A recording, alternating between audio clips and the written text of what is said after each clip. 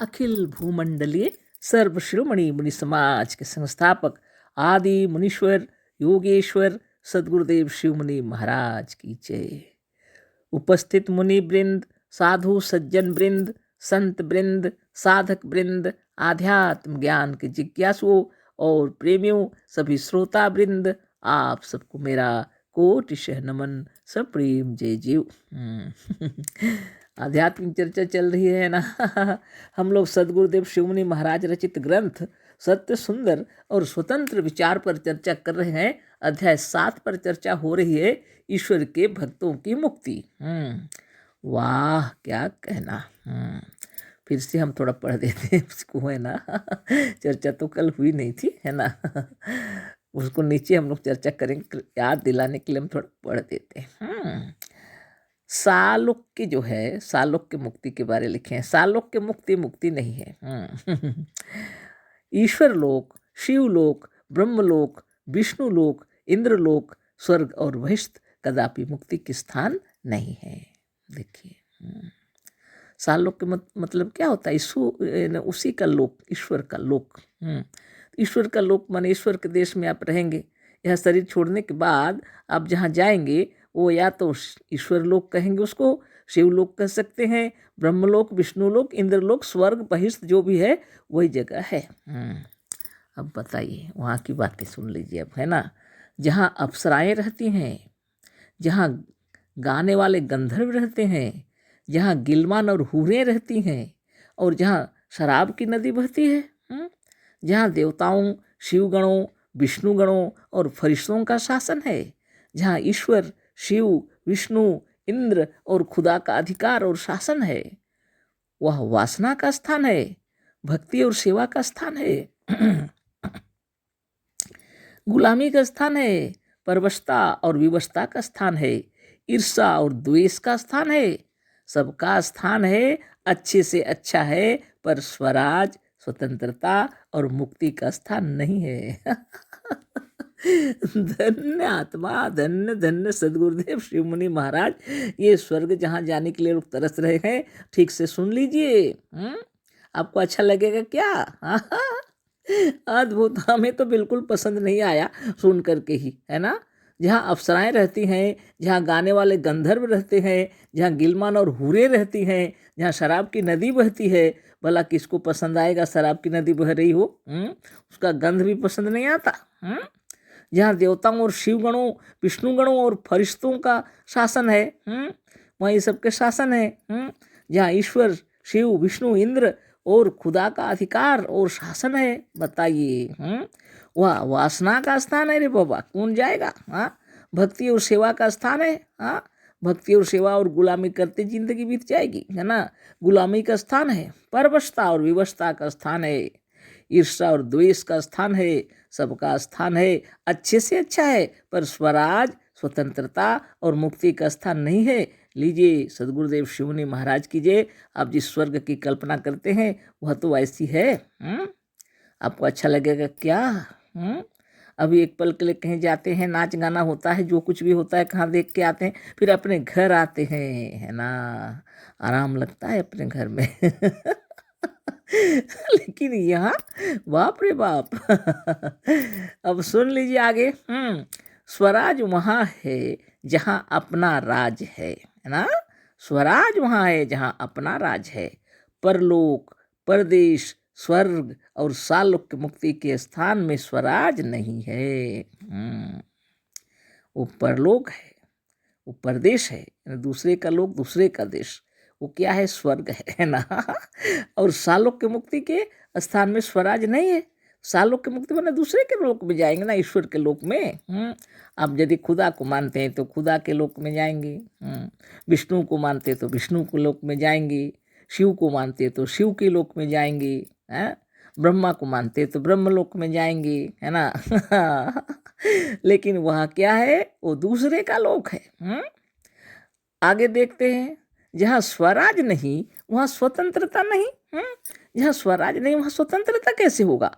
और जहाँ स्वतंत्रता नहीं वहाँ मुक्ति नहीं, है ना। गंभीर बात है। जहाँ स्वराज नहीं है, स्वतंत्रता भी नहीं है। जहाँ स्वतंत्रता नहीं है वह मुक्ति भी नहीं। स्वराज परलोक में नहीं, स्वलोक में है। स्वराज तो परलोक में हो ही नहीं सकता, स्वलोक में होता है। अपने लोक में कहेंगे तो आत्मलोक कह सकते हैं, है ना। स्वराज स्वदेश में हो सकता है, स्वराज अपने देश में हो सकता है, परदेश में नहीं। स्वदेश अपना देश है। स्वदेश क्या है? अपना देश। और गुरुदेव लिखे हैं उसको आत्मदेश। आत्मदेश या और उसको आत्मलोक भी कहीं लिखे हैं। जैसे शिव की पूजा से शिवलोक मिलता है, विष्णु की पूजा से विष्णुलोक मिलता है, खुदा की इबादत से बहिश्त मिलता है, और आसमानी बाप की सेवा से मनुष्य आसमानी बाप की बादशाहत में दाखिल हो जाता है। उसी तरह से आत्म पूजा, आत्म संयम, आत्म चिंतन और आत्मज्ञान से आत्म गौरव, आत्म शासन, आत्मलोक, स्वराज, स्वतंत्रता और सच्ची मुक्ति मिलती है। अब विचार कर लीजिए, आपको क्या पसंद है। हाँ, रात सवेरे उठ करके जा करके फूल तोड़ करके और जा करके पूजा पाठ करना और बड़ी उपवास करना, ये सब करके अब स्वर्ग जाना चाह रहे हैं, या तो काफिरों को मार करके बहिष्ठ जाना चाह रहे हैं। क्या क्या आपको पसंद है सो देख लीजिए, है ना।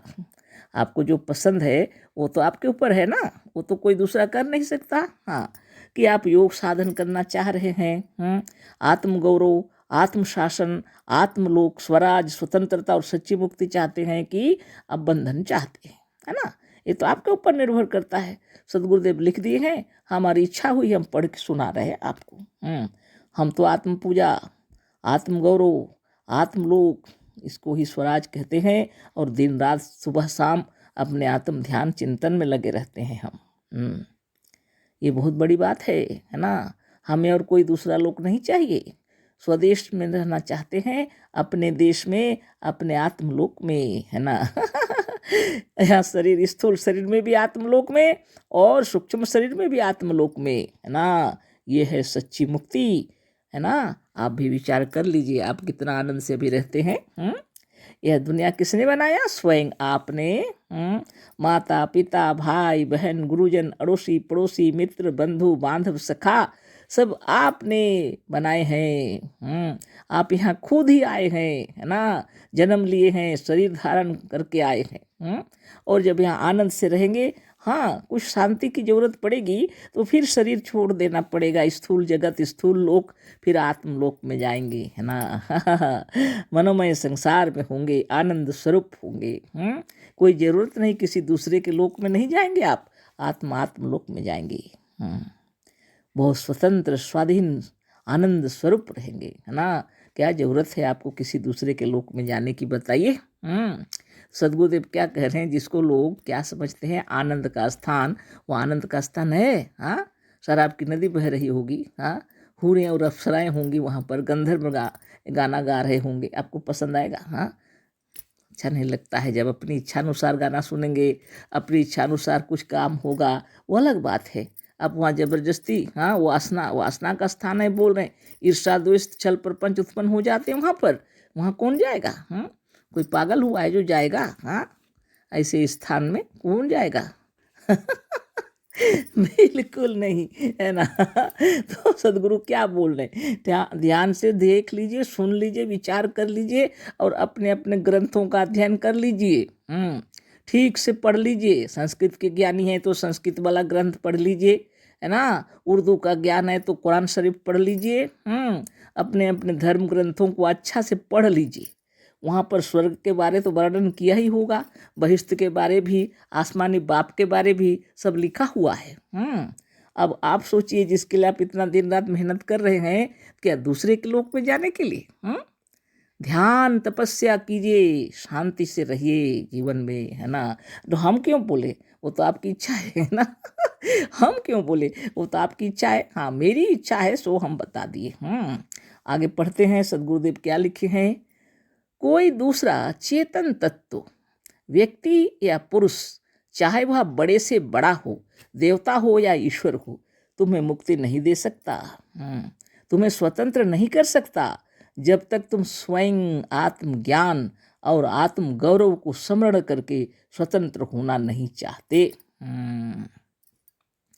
कोई भी दूसरा कोई भी दूसरा चेतन तत्व जो है ना, वह व्यक्ति या पुरुष कोई भी हो, चाहे वह बड़े से बड़ा देवता ही क्यों ना हो, ईश्वर ही क्यों ना हो, तुम्हें मुक्ति नहीं दे सकता। कैसे देगा? आप दूसरे के राज्य में रहेंगे, उसकी इच्छा अनुसार चलेंगे ना, आपकी इच्छा चलेगी वहां पर? कैसे चलेगी बताइए?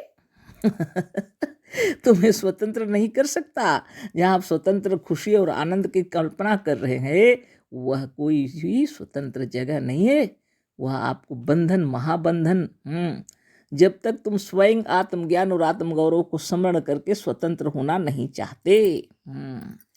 आत्मगौरव, आत्मज्ञान सबसे बड़ा है। इसी का स्मरण करते रहिए, है ना। और ये छू मंत्र हो जाएंगे। स्वर्ग और नरक, बहिष्ठ मन की कल्पनाएं हैं। आप यदि उसी का कल्पना करेंगे तो शरीर छूटते साथ वहीं पहुंच जाएंगे जो आपने जीवन भर सोचा है। आज से विचार कर लीजिए क्या पसंद आएगा, है ना। आपकी इच्छा, आपकी खुशी, है ना। कोटि कोटि नमन। बहुत समय हो गया, कल फिर चर्चा करेंगे। सद्गुरुदेव शिव मुनि महाराज की जय। अशेष धन्यवाद। कोटि शह नमन। सब प्रेम। जय जीव।